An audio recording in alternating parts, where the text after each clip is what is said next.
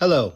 It took me some time, but finally I decided to use this platform and YouTube to talk a little bit about geopolitics and international relations generally speaking. The reason being that I think most people don't realize the gravity and the importance of geopolitics and international relations. I understand this platform is not really for these kind of discussions, but would like to use this platform as well as YouTube to discuss some of these important topics because I think it's important and to bring it to the attention of everybody and really discuss the importance of these topics. They sound very, far fetched and difficult to grasp geopolitics, international relations. What should we care?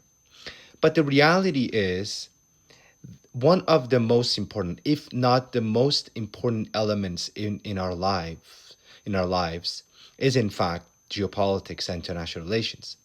What do we mean by that? And in this video and the videos that are going to come, I will try to explain geopolitics and international relations with examples, with maybe discussion of current events, and really bring home why we should care about geopolitics. This is particularly difficult because of two reasons. In the past, 4 or 5 decades, especially for those who live in the West and maybe most recently much part of Asia, international relations and geopolitics and matters of war and peace have been something that happens elsewhere, not in their homeland. So they really didn't feel it at home. They really didn't bother to try to understand these things. And for them, it has become a phenomenon that may be important, but happens in far lands, not at home. This may be changing, and this is changing, I believe. So more and more, we are going to touch the weight of geopolitics and international relations. The second thing, the reason I think people have not been paying a close attention to this is really the mindset that set in after the Cold War, particularly after the Cold War. And that is the history ended. We entered the end of the times. We entered the times that peace is the grammar of international relations. Peace and sort of the American view of life is going to be with us for the remainders of our lives and our children's lives and grandchildren. So really, I don't care what happened in the past, and I don't care about what other countries think and how they behave. All I care is that we won, and by we I mean Americans won, and therefore their way of life is going to be the common way of living. And for that reason, we really didn't feel the need to pay attention to geopolitics and international relations. But let me tell you a few things about international relations to start off this series that I'm going to talk about this. If you ever look at the sky and think about how is it that the sun and the earth and other celestial bodies, they, go in circles, what is the first thing that comes into your mind is the idea of gravity.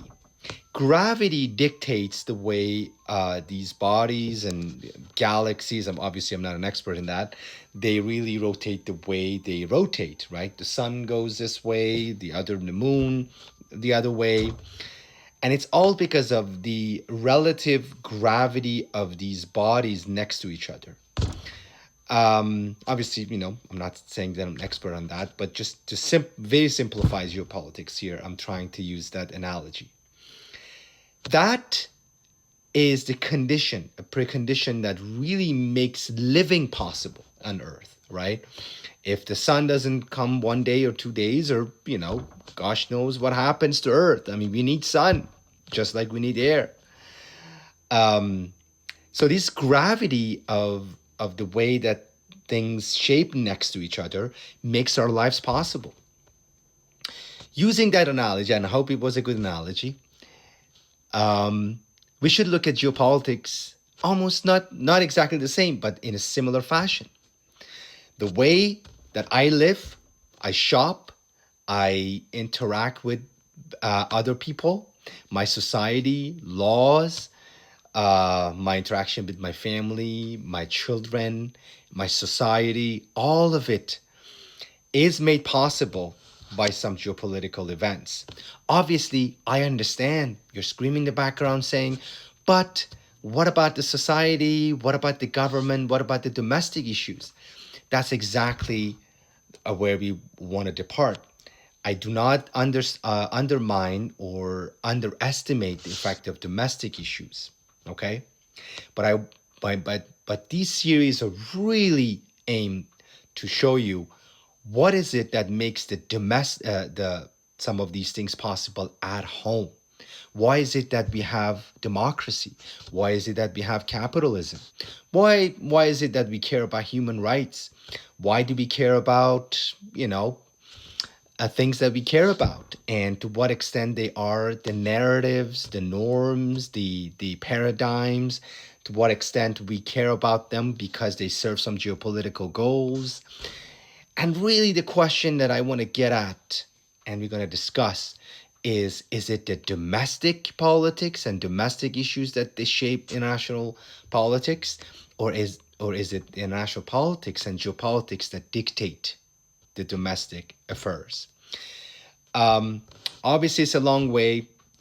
This series are meant to invite thinking.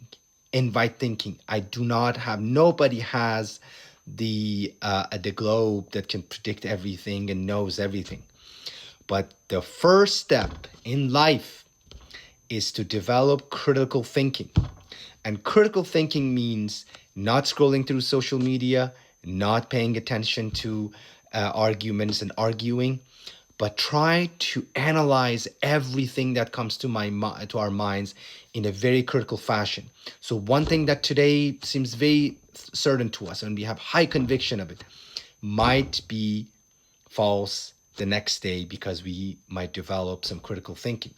So these series are really aimed to give you a new level of analysis, of looking at the events. And that's the interstate level of analysis. We always tend to look at things from interpersonal, societal, domestic, the relationship between state and people, people and state, people and people, and all that to understand things, if we really want to understand. But there is a layer, there is a level that's often forgotten, and that is, what is the relationship between states that can shape domestic politics? With that in mind, I'm hoping you stay with me and let's explore together. Thank you.